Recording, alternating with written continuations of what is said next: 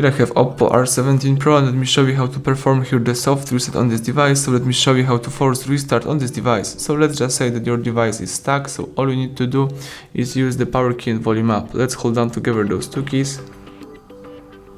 Keep holding them for 10 seconds.